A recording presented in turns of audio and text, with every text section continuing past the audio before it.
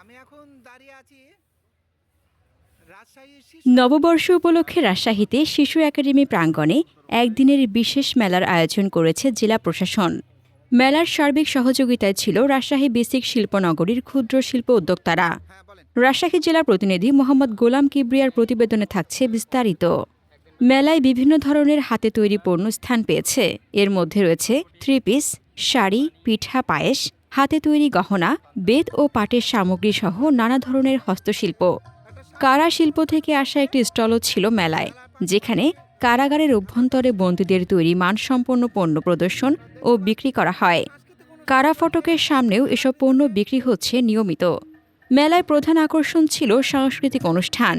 নারী, পুরুষ, শিশু ও বয়স্ক সহ সকল বয়সের মানুষ মেলায় অংশ নেন।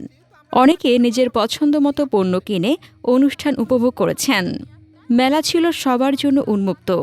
মেলাস্থলে নিরাপত্তার দায়িত্বে ছিলেন পুলিশ সদস্যরা। তাদের তত্ত্বাবধানে মেলা চলেছে নিরাপদ ও সুশৃঙ্খল পরিবেশে।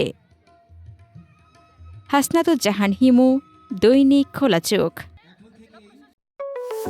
আপনার স্বপ্নের যাত্রা হোক ফ্লাই ইনফিনিটির সাথে।